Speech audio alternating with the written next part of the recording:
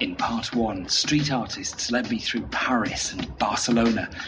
They showed me bold, colourful murals that make political and social statements pro-equality, pro-human rights, anti-capitalism, anti-war. The messages are clear. In Brazil, there is a lot of that kind of street art. In fact, much of it has actually been legalized. But it's nowhere near as widespread. It's a very different, dangerous, illegal style of graffiti tagging that's exploded over the past 30 years across Sao Paulo and Rio de Janeiro.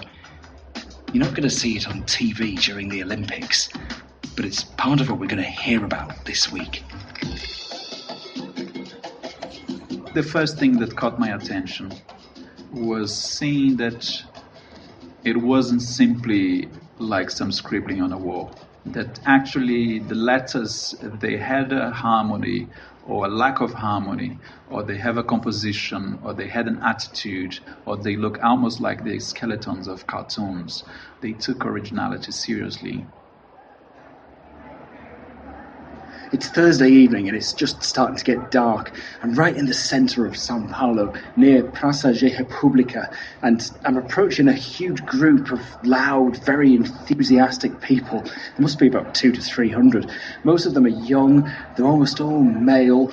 They're standing, drinking, talking, passing notebooks around. At the end of the street, I could see about 4 or 5 police cars keeping an eye on things. And if I look up, not just in this street, but in pretty much any street in São Paulo, if I look up at the buildings, right up to the top, the buildings are covered. Almost every blank space between the windows, quite often the windows themselves, the doors, the shop signs, they're all painted with thick black writing. I've no idea what it says, and I'm told that many of the locals don't know what it's meant to say either. But this group of people here, they know exactly what it says, because they wrote most of it.